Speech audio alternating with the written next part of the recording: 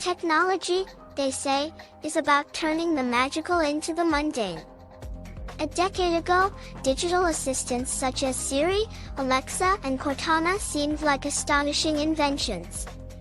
Nowadays, Microsoft's chief executive, Satya Nadella, dismisses them as dumb as a rock. How quickly will today's much-hyped generative AI models become similarly humdrum? On Tuesday, the San Francisco-based research company OpenAI released GPT-4, its latest content generation model, demonstrating nifty new features, such as helping to calculate a tax return. OpenAI's launch of its uncannily plausible, if unnervingly flawed, chatgpt chatbot in November caused a sensation. But in several significant ways, GPT-4 is even more impressive. The new model is more accurate and powerful and has greater reasoning capabilities. ChatGPT struggles to answer the question, "What's the name of the daughter of Laura's mother?" But, as the philosopher Luciano Florini found when experimenting, the new GPT-4 model gives the correct answer, Laura, in case you're wondering, when told the question is a logic puzzle. Moreover, GPT-4 is a multimodal model, combining both text and images. At the launch event, Greg Brockman, OpenAI's co-founder, quickly turned a photograph of a handwritten note into a functioning website containing some awful dad jokes. Why don't scientists trust atoms? GPT-4 asked. Because they make up everything. The applications of these generative AI models are seemingly limitless, which explains why venture capital investors are pouring money into the sector. These models are also seeping into all kinds of existing digital services. Microsoft, a big investor in OpenAI, has embedded GPT-4 in its Bing search engine. The payments company Stripe is using it to help detect online fraud. Iceland is even employing GPT-4 to improve local language chatbots. That is surely worth it just to preserve the lovely Icelandic word for computer, talva, meaning number prophetess. Big companies, such as Microsoft and Google, will be the first to deploy these systems at scale.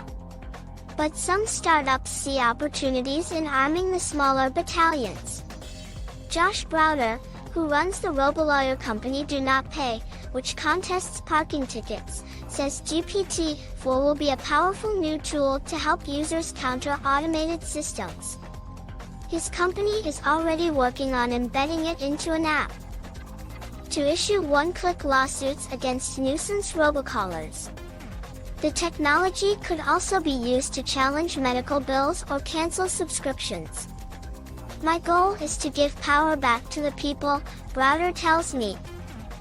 Alongside the positive uses of generative AI, however, there are many less visible abuses. Humans are susceptible to the so-called Eliza effect, or falsely attributing human thoughts and emotions to a computer system.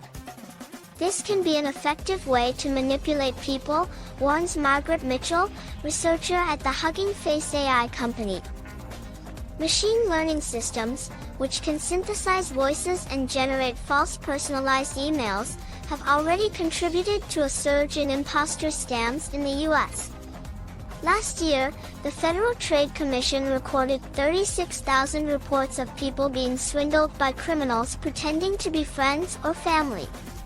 They can also be used for generating disinformation.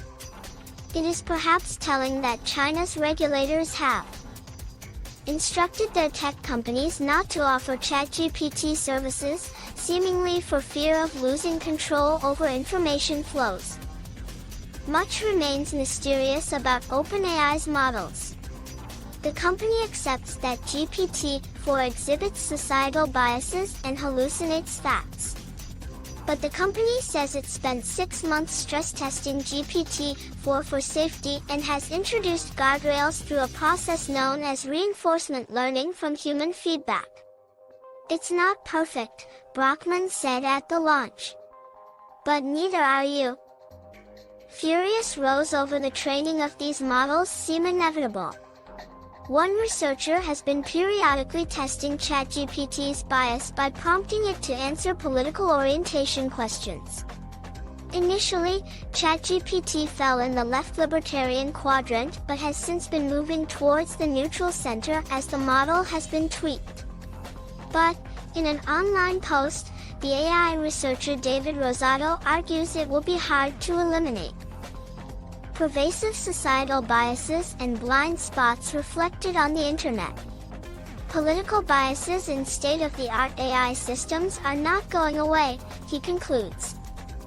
Elon Musk, a founder of OpenAI who later quit the company, has repeatedly criticized woke AI and is exploring whether to launch a less restrictive model, according to the information. "What we need is truth GPT," he tweeted. Such rows over bias are only a foretaste of